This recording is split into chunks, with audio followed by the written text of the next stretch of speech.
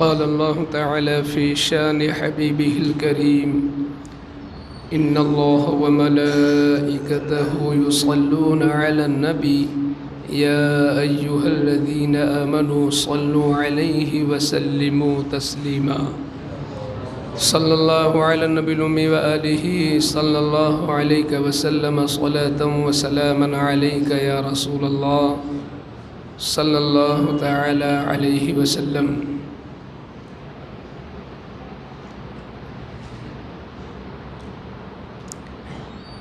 أعوذ بالله من الشيطان الرجيم. بسم الله الرحمن الرحيم. ومن الليل فتهجد به نافلة لك. صدق اللہ العظیم.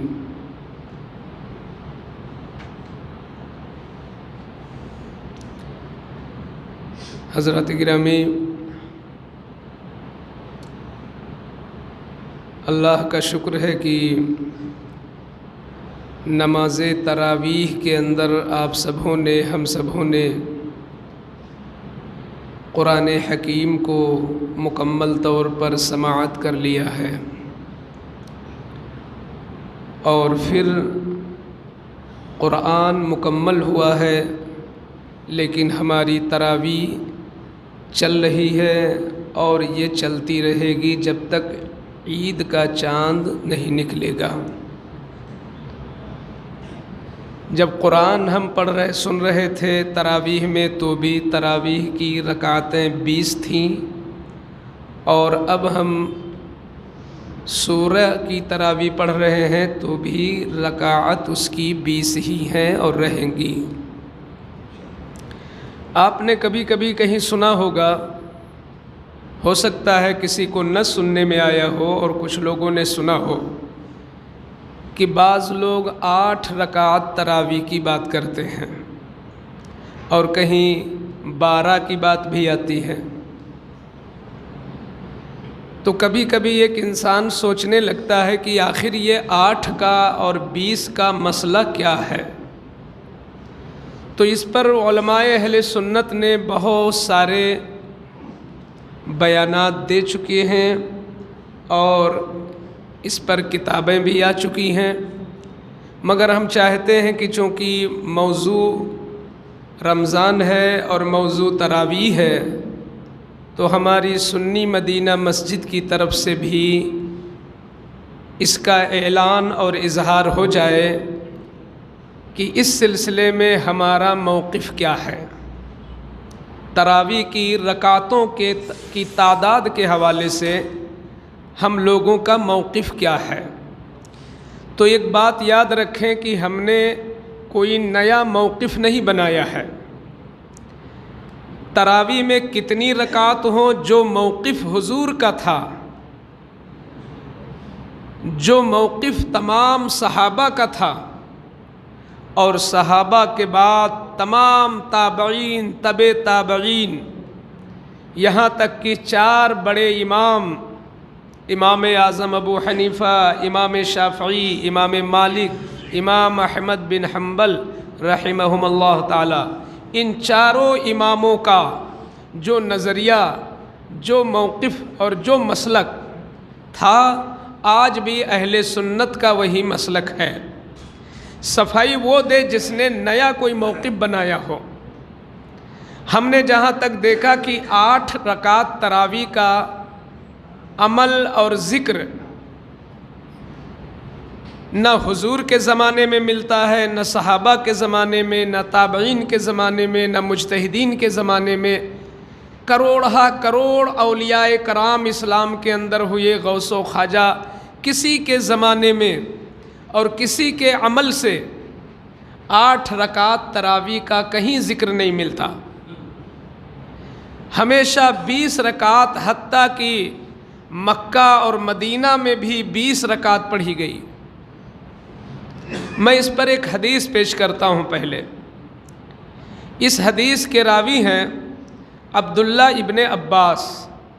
یہ عبداللہ ابن عباس وہ راوی ہیں کہ جن کے لیے خود حضور نے دعا فرمائی تھی اللہم علمہ الکتاب والحکمہ، کہ اے اللہ ان کو کتاب اور حکمت کا علم عطا فرما۔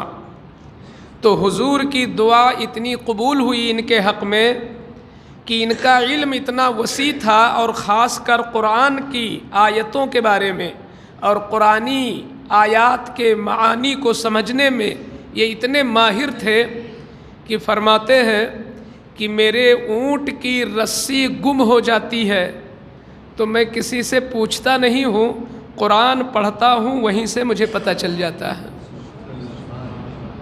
کہاں اونٹ کہاں رسی کہاں غائب ہوئی، مگر یہ ان کا علم تھا کہ وہ قرآن سے اندازہ لگا لیتے تھے۔ تو وہ راوی ہے اس حدیث کے، ان النبی صلی اللہ علیہ وسلم کان یصلی 20 رکعت سوى الوتر بغیر جماعہ، کہ نبی صلی اللہ علیہ وسلم وتر کی نماز کے علاوہ 20 رکعت پڑھا کرتے تھے۔ وتر کے علاوہ 20 رکعت، یہ کون 20 رکعت ہوئی جو وتر کے علاوہ؟ اور بھی رمضان کا لفظ فی رمضانہ، رمضان کے اندر وتر کے علاوہ 20 رکعت حضور پڑھتے تھے، بغیر جماعت، بغیر جماعت کے۔ یعنی حضور کا جو معمول تھا روزانہ کا رمضان میں وہ 20 رکعت تراویح کا تھا، لیکن وہ روزانہ والا بغیر جماعت کے تھا۔ تو یہ حضور کا روز کا عمل تھا کہ 20 پڑھتے تھے اور جماعت کے بغیر پڑھتے تھے۔ لیکن یہ بھی حدیث میں ہے جس کو سب مانتے ہیں کہ حضور صلی اللہ علیہ وسلم نے 3 دن جماعت بھی کیا، 3 دن آپ نے یہی 20 رکعت جماعت کے ساتھ پڑھایا، اور چوتھے دن بھی صحابہ اکٹھا ہو گئے مسجد میں، تو آپ صلی اللہ علیہ وسلم تشریف نہیں لائے، چوتھے دن حضور نہیں آئے، اور صحابہ کا شوق تھا کہ حضور آئیں اور جماعت سے پڑھائیں تاکہ رمضان میں ہم لوگ قرآن سننے کا بھی لطف لیں اور اللہ کی بارگاہ میں قیام و قعود تسبیح وغیرہ کا بھی لطف لیں، مگر حضور تشریف نہیں لائے۔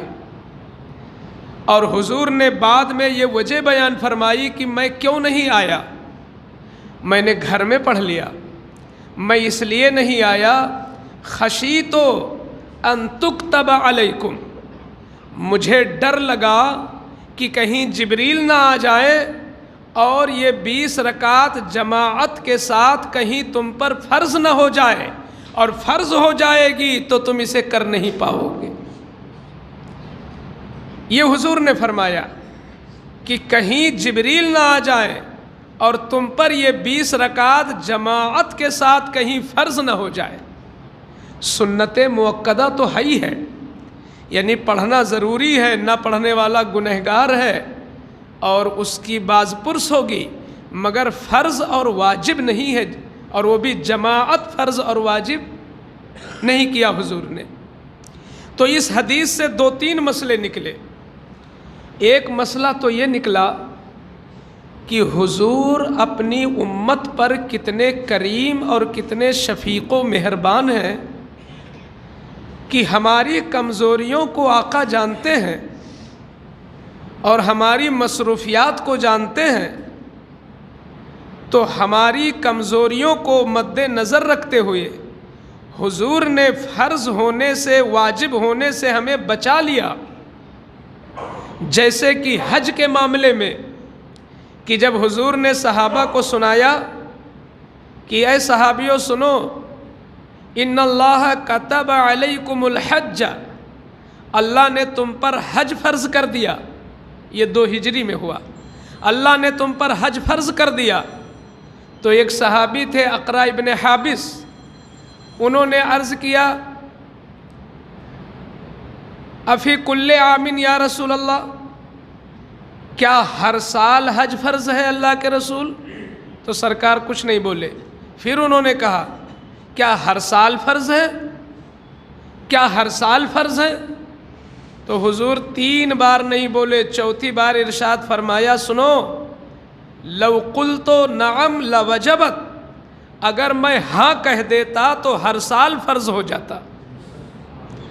اگر میں ہاں کہہ دیتا تو یہ حج مالداروں پر ہر سال فرض ہو جاتا، اور ہر سال فرض ہوتا تو تم اس کی طاقت نہ رکھتے. کیا کوئی مالدار ہر سال جا سکتا ہے انڈیا کا آج کے دور میں؟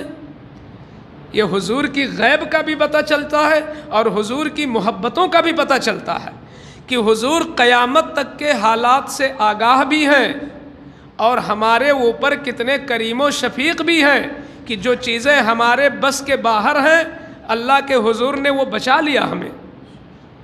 تو اس حدیث سے دو مسئلے ثابت ہوئے کہ ایک تو حضور ماؤں سے بھی زیادہ اپنی امت پر مہربان ہیں کہ جہاں بھی سختی دیکھا تو حضور نے بچا لیا، اور دوسری چیز یہ پتہ چل گئی کہ حضور صلی اللہ علیہ وسلم کا اختیار کتنا اعلیٰ و بالا ہے کہ حضور کی ہاں پہ شریعت بنتی ہے. اگر ہاں کہہ دے تو فرض ہو جائے اور ہاں نہ کہے تو فرض نہ ہو، تو کتنے بڑے مختار ہیں کہ ان کی ہاں پہ حکم ہو جاتا ہے. اور تیسری چیز جو موضوع سے متعلق ہے وہ یہ ہے کہ حضور صلی اللہ علیہ وسلم چوتھے دن تشریف نہیں لائے اور فرمایا کہ اگر میں برابر آتا، ریگولر آتا اور کہیں جبریل آ جاتے تو یہ جماعت کے ساتھ 20 رکعت تم پر فرض ہو جاتی، تو فرض نہ ہوئی.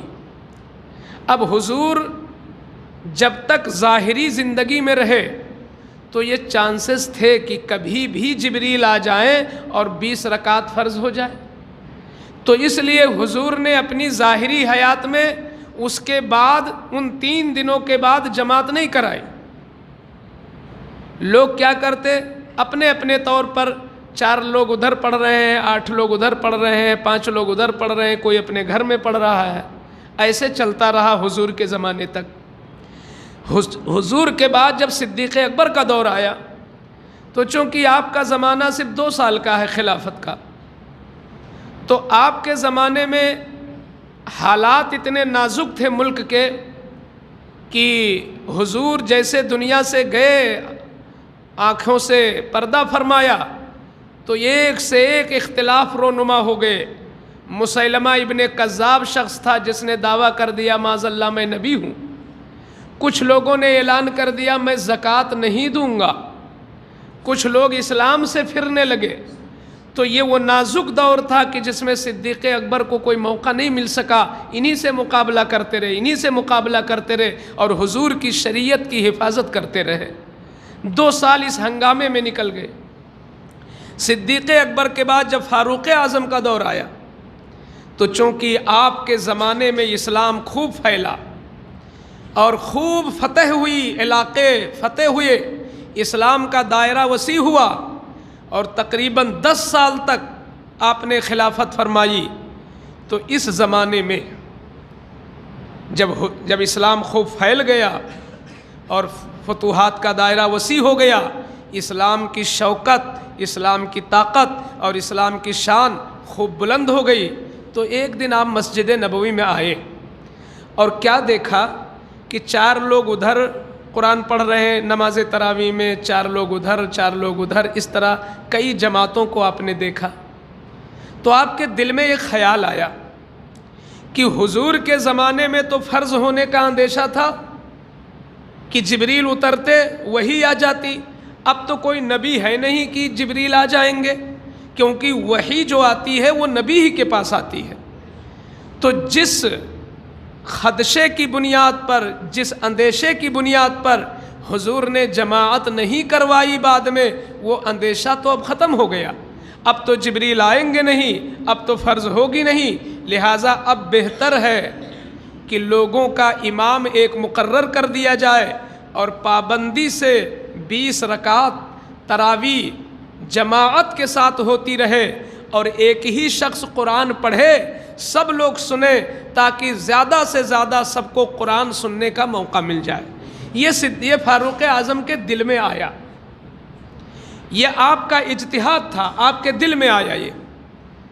تو آپ نے نظر دوڑائی کہ کون ہے جو اس کام کو انجام دے سکتا ہے، تو تمام صحابہ میں حضرت ابی ابن کعب کی آواز بڑی خوبصورت تھی، اور آپ کی آواز بلند بھی بہت تھی، خوبصورت بھی بہت تھی، اور بہت اچھے حافظ و قاری تھے ابی ابن کعب۔ تو آپ نے انہیں کو بلایا اور فرمایا سنو، لوگ دن بھر روزہ رہتے ہیں، محنت کرتے ہیں، جس کی وجہ سے قرآن زیادہ سے زیادہ نہیں پڑھ پاتے ہیں، تمہاری آواز اچھی ہے، بلند ہے، میری خواہش یہ ہے کہ تم امامت کرو اور تراویح میں قرآن پورا سناؤ، تاکہ لوگ زیادہ سے زیادہ اس ماہ میں قرآن بھی سن لیں اور نماز بھی ہو جائے۔ تو ان کے دل میں بھی یہ بات اس وقت آئی کہ یہ تو حضور نے کیا نہیں تھا۔ تو ابی ابن کعب نے عرض کیا کہ اے خلیفہ رسول، ھذا شیء لم یکن، یہ تو وہ چیز آپ کہہ رہے ہیں مجھ سے جو میرے حضور نے نہیں کیا۔ صحابہ اتنے ایمان میں مضبوط تھے کہ کسی کی روح رعایت نہیں تھی، حضور اور شریعت ان کے سامنے۔ تو انہوں نے کہہ دیا برجستہ کہ اے خلیفہ، یہ تو حضور کے زمانے میں نہیں تھا کہ باقاعدہ تراویح کی جماعت کوئی کرائے، تو آپ کیوں کہہ رہے ہیں؟ تو حضرت فاروق اعظم نے جواب دیا، قد علمت، مجھے بھی معلوم ہے کہ حضور کے زمانے میں نہیں تھا، ھذا شیء حسن، لیکن یہ بہت اچھی چیز ہے۔ حضور کے زمانے میں تو نہ ہوئی کسی مقصد سے، مگر یہ چیز بہت اچھی ہے، اس لیے تم اس کو کرو۔ تو ابی ابن کعب تیار ہو گئے، اور روزانہ 20 رکعت تراویح اسی زمانے میں، یعنی فاروق اعظم کے زمانے میں، جس دور کو حضور نے بہتر دور فرمایا ہے، اس میں ابی ابن کعب پڑھاتے، اور وہ سارے کے سارے صحابہ مسجد نبوی میں ان کے پیچھے پڑھتے۔ آپ یہ بتاؤ کہ آج کا کوئی عالم و مفتی محدث کیا ان صحابہ کے برابر کسی کا علم ہو سکتا ہے، جنہوں نے حضور کو دیکھا، جنہوں نے دین حضور کی زبان سے سنا، اور جنہوں نے مذہب اسلام کو خود صاحب اسلام کی بارگاہ میں رہ کر دیکھا، سنا، سمجھا؟ ان سے بڑا کون عالم ہو سکتا ہے؟ مگر کسی صحابی نے اعتراض نہیں کیا، اور کسی نے نہیں کہا یہ کہ یہ بہت بری بدعت ہے، سب نے اس پر عمل کیا۔ تو جب سب نے عمل کیا تو سارے صحابہ کا اس پر اجماع ہو گیا۔ اجماع اہل سنت والجماعت کے نزدیک دلیلیں 4 ہیں: قرآن، حدیث، اجماع، قیاس۔ تو یہ بتاؤ 20 رکعت تراویح جماعت کے ساتھ دلیل سے ہے کہ نہیں؟ وہ دلیل کیا ہے؟ اجماع۔ قرآن میں تو نہیں لکھا ہے کہ 20 رکعت تراویح جماعت سے پڑھو، حدیث میں تو نہیں ہے کہ 20 رکعت جماعت سے پڑھو، لیکن اجماع ہے اس پر، اور تیسرے نمبر کی یہ دلیل ہے۔ یہ صحابہ نے عمل کیا اس پر، اور بعد میں تابعین، تبع تابعین سے لے کر آج تک اسی پہ عمل ہو رہا ہے۔ پھر حضرت فاروق اعظم 2-4 دن کے بعد گئے اور دیکھا کہ ابی ابن کعب پڑھا رہے ہیں اور صحابہ کرام سن رہے ہیں، تو آپ کو اتنا اچھا لگا یہ منظر، اتنا اچھا لگا کہ اسی وقت بولے، نعمت البدعۃ ھذہ، یہ کتنی اچھی بدعت ہے، یہ کتنی اچھی بدعت ہے۔ مطلب یہ نکلا کہ ہر بدعت خراب نہیں ہے،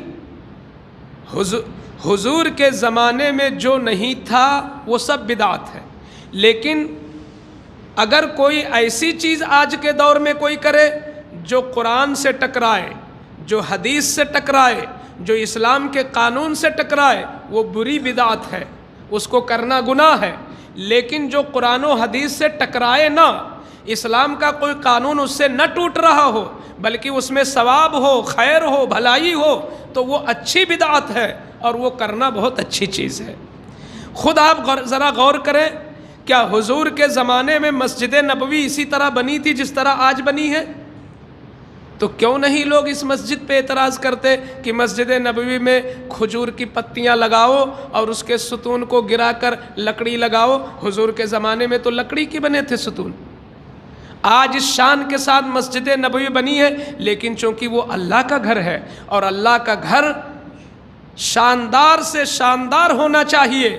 جب بندے اپنا گھر اچھا بناتے ہیں تو اللہ کا گھر اور اچھا ہونا چاہیے، جس سے لوگوں کے دل میں اللہ کی عظمت پیدا ہو، نماز کی محبت پیدا ہو، دین کی عقیدت پیدا ہو۔ اس لیے مسجدوں کو خوب اچھا کرنا یہ اچھی بدعت ہے، یہ بدعت حسنہ ہے۔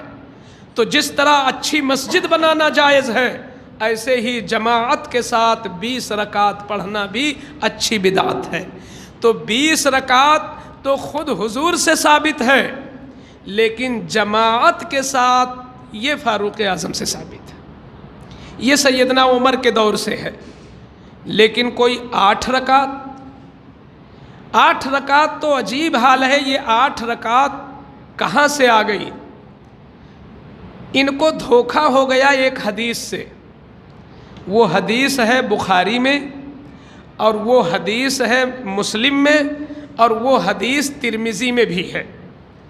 اسی حدیث سے ان لوگوں کو دھوکہ ہو گیا۔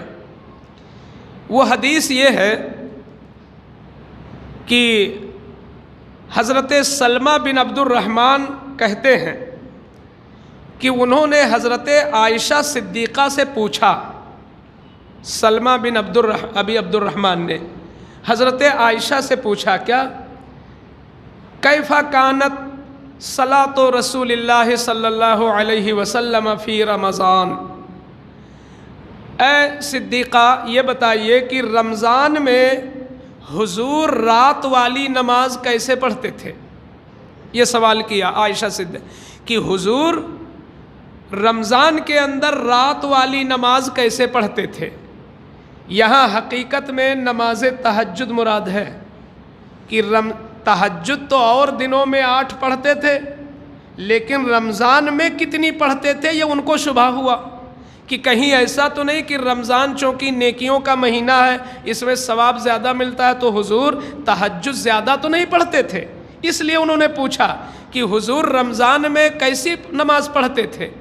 تو عائشہ صدیقہ نے ارشاد فرمایا، لا یزید فی رمضان ولا فی غیرہ علی 11 رکعتن، رمضان ہو یا غیر رمضان حضور 11 سے زیادہ کبھی نہیں پڑھتے تھے۔ رمضان ہو یا غیر رمضان حضور 11 سے زیادہ نہیں پڑھتے تھے۔ اسی سے غیر مقلدوں کو دھوکہ ہوا ہے۔ وہ کہتے ہیں کہ دیکھو صدیقہ نے جواب دیا کہ رمضان ہو چاہے غیر رمضان 11 سے زیادہ نہیں پڑھتے تھے، تو لہٰذا 3 رکعت اس میں وتر کی ہو گئی اور 8 جو ہے تراویح کی ہو گئی۔ اس لیے 8 تراویح مانتے ہیں وہ لوگ کہ حضور 11 سے زیادہ نہیں پڑھتے تھے، تو وہ 11 میں 3 وتر کی اور 8 وہ مانتے ہیں تراویح کی۔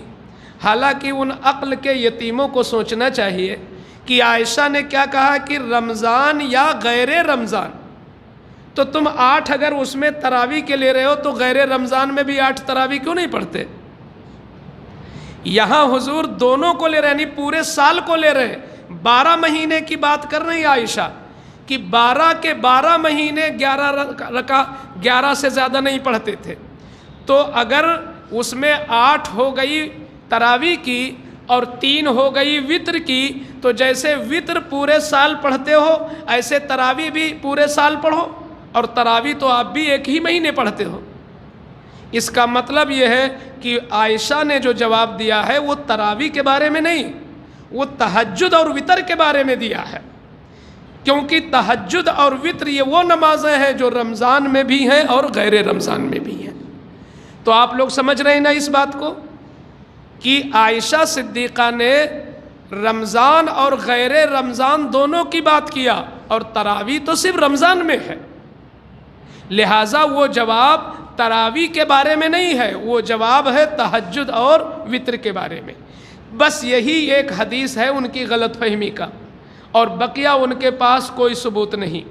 ہمارے پاس صحابہ کا عمل ثبوت، حضور کا عمل ثبوت، تابعین کا، تبع تابعین کا، بلکہ چاروں بڑے امام الحمدللہ، یہ کتنے بڑے فخر کی بات ہے 20 رکعت والوں کے لیے کہ وہ کہہ سکتے ہیں तुम किसके मानने वाले हो भाई? इमाम आज़म ने पूरी ज़िंदगी 20 पढ़ी, इमाम शाफ़ई ने पूरी ज़िंदगी 20 पढ़ी, इमाम मालिक ने, इमाम अहमद बिन हम्बल ने हमेशा, गौसे आज़म ने 20 पढ़ी, ख्वाजा साहब ने 20 पढ़ी, तुम 8 किसकी तकलीद करते हो? तो ये गैर मुक़ल्लिदों का मामला है। आप इस पे कतई न जाइए, उनके पास 8 का कोई सबूत नहीं है। बल्कि मैं तो इंडिया से लेकर के अरब तक इन तमाम 8 वालों से चैलेंज करता हूँ, 8 वालों से, कि कोई सही हदीस तो मिलेगी नहीं आपको, कोई ज़ईफ़ ही हदीस ले आओ जिसमें तरावी के साथ ज़िक्र हो कि तरावी 8 पढ़ा किसी ने। सहाबा का अमल ले आओ, ताबईन का अमल ले आओ, हुजूर का अमल ले आओ कि तरावी 8 पढ़ा। हाँ 8 पढ़ा है, तहज्जुद पढ़ा है, नफल पढ़ा है, लेकिन तरावी के ताल्लुक़ से कहीं वो पेश कर नहीं सकते इंडिया से लेकर सऊदी तक। और हमेशा हरमैन तय्यबैन में 20 ही का अमल रहा है। अगर किसी ज़माने में वो लॉकडाउन को लेकर या किसी ने कहीं अचानक कर लिया हो तो ये आज का ये अमल नहीं सबूत हो जाएगा, हमेशा से वहाँ वही होता रहा। और हमारे पास अक़ली दलील भी है, 1-2 अक़ली दलीलें दे देता हूँ आखिर में ताकि आपको काम आए। अक़ली दलीलें ज़्यादा आदमी को याद भी रहती हैं और अगले को समझा भी लेता है। अक़ली दलील हमारे पास ये है कि 5 वक्त की नमाज़ों में मिलाकर फ़र्ज़ और वाजिब जब हम निकालते हैं तो 20 ही रकात निकलती हैं। 2 फजर में, 4 ज़ुहर में, 4 असर में 10 हो गई, 3 मगरिब में 13 और 4 इशा में 17। तो ये 17 फ़र्ज़ हो गए और 3 वित्र कै हो गई 20। 20 रकात है टोटल 24 घंटे में, फ़र्ज़ और वाजिब मिलाकर। यही दरअसल बड़ी अहम है, फ़र्ज़ और वाजिब। इनमें कुछ न कुछ कोताही हो जाती है, जैसे हमने सही से तस्बीह नहीं पढ़ा, अच्छी तरह हुस्न के साथ क़िरात नहीं कर पाए, जिस खुशू खुजू के साथ सजदा करना चाहिए नहीं कर पाए, जिस मुस्तहब को भी अदा करना चाहिए बहुत से मुस्तहब हमने छोड़ दिया, तो नमाज के अंदर कुछ नक्स आ गया। इसी नक्स को रमज़ान में अल्लाह चाहता है कि पूरा कर लो, मेरे रमज़ान में मुकम्मल ले लो। लिहाजा इस 20 को मुकम्मल करने के लिए 20 रकात तरावी है। वो 20 इस 20 को मुकम्मल करने के लिए है ताकि जो कुछ कमियां रह गई हैं वो कमियां उससे तलाफ़ी हो जाए। ये हमारी एक अक़ली दलील है। दूसरी अक़ली दलील ये है कि इसका नाम है तरावीह। ये तरावीह जो है जमा है, एक होता है तो उसको बोलते हैं तरवीहा, और 3 या 3 से ज़्यादा हो जाए तो जमा कर देंगे उसको तरावीह। तो ये तो आप लोग समझते हैं, एक सिंगल, तो एक को तरवीहा और 3 या उससे ज़्यादा को तरावीह कह सकते हैं। अब रहा कि तरवीहा का मतलब क्या है वो समझ लो। जब 4 रकात हो जाती हैं, इमाम साहब पढ़ाते हैं तरावी, तो तस्बीह के लिए ठहरते हैं ना थोड़ी देर। तो ये जो तस्बीह पढ़ते हैं थोड़ी देर रुक करके, यही आराम जो रेस्ट लेते हैं थोड़ी देर, इसी को कहते हैं तरवीहा। तो 8 रकात जब आप पढ़ोगे तो कई तरवीहा होंगी इसमें। 4 के बाद एक बार बैठे आप और दूसरा 4 पढ़ के ख़त्म। तो अगर दूसरा भी जोड़ लो कि दूसरे के बाद आराम ले लेंगे तो 2 ही तो हुए। तो 2 पे तरावी नहीं बोला जाएगा, कम से कम 3 चाहिए या 3 से ज़्यादा, तभी तो तरावी होगा। 1 हो तो तरवीहा और 2 हो तो तरवीहतैन, और 2 से जब ज़्यादा हो जाएंगे यानी 3 या 3 से ऊपर तब तरावी। तो नमाज तरावी तो सब लोग बोलते हैं, 8 वाले भी, तो गलत करते हैं कि नहीं? ग्रामर से भी वो खिलाफ हैं, वो ग्रामर के मुताबिक उनकी बोली नहीं है। पढ़ते हैं 8 रकात तो बोलते हैं तरावी। वो तरावी कहाँ हुई? वो तो तरवीहा है या तरवीहतैन है। उनके यहाँ नमाज तरावी गोया होती ही नहीं है। تراویح کے لیے کم سے کم 3 بار بیچ میں ٹھہرنا چاہیے، اور ہم لوگ تو 4 بار ٹھہرتے ہی ہیں، 4 کے بعد رکے، 8 کے بعد، 12 کے بعد، 16 کے بعد، تو 4 بار ہم رکے، ریسٹ لیے، آرام لیے، تو ہمارے لیے تو تراویح کہنا جائز ہوا، اور ان کے لیے تراویح کہنا جائز ہی نہیں ہوا۔ اس لیے عقلی اعتبار سے بھی 20 ہی رکعت والوں کی دلیلیں مضبوط ہیں۔ تو اتنے سے میں سمجھتا ہوں کہ الحمدللہ آپ لوگوں کے دماغ میں یہ بات بس گئی ہوگی کہ 8 والی بات پہ دھیان ہمیں نہیں دینا ہے۔ اور جو لوگ بہت سارے تو باغی قسم کے ایسے ہیں کہ جو عمر فاروق اعظم کو گالی تک دے دیتے ہیں کہ انہوں نے یہ بلا ہمارے لیے کر دیا 20 رکعت۔ ارے تم نماز کو بلا کہتے ہو، اور نماز کو تو یہ تو حضرت عمر فاروق اعظم کا بہت بڑا احسان ہے۔ یہ قاری غلام وارث صاحب بیٹھے ہیں، ہم کو سن رہے ہوں کہ بہت سارے لوگ، میں سب سے پوچھنا چاہتا ہوں، آج کے دور میں جتنے بھی حفاظ ہیں، قرآن یاد رہنے کا جو طریقہ ہے اور جو ذریعہ ہے وہ تراویح سے بڑھ کر کوئی ذریعہ ہے ہی نہیں۔ اسی تراویح کے بہانے لوگوں کا قرآن یاد ہے۔ تو نماز کثرت کے ساتھ پڑھنے کو ملے تو یہ تو رحمت ہے، اور وہ فاروق اعظم کو جو ہے لعن طعن کرتے ہیں۔ تو اس کی وجہ یہ ہے کہ کہیں نہ کہیں سے مثلاً اگر شیعہ ہیں وہ، تو شیعہ لوگ حضرت فاروق اعظم سے ایسے ہی کڑھتے ہیں، تو حضرت فاروق اعظم نے چونکہ جماعت شروع کیا ہے تو وہ کہاں اسے قبول کرنے والے۔ اور یہ جو غیر مقلد ہے وہ اللہ جانے ان کو کون سی کھنس ہے، اور وہ کس کی تقلید، کم سے کم حرمین طیبین کے وہ ماننے والے وہیں کا غور کر لیتے کہ مسجد نبوی میں ہوتی ہے کہ حرم شریف میں ہوتی رہی ہے۔ امام شافعی اپنے زمانے میں کہتے ہیں کہ میں نے ہمیشہ ان دونوں جگہوں پہ دیکھا کہ 20 ہی رکعت تراویح ہوتی رہی ہے، 20 ہی رکعت ہر زمانے میں ہے اور آج تک ہو رہی ہے، اس لیے ان کے پاس کوئی سند نہیں ہے۔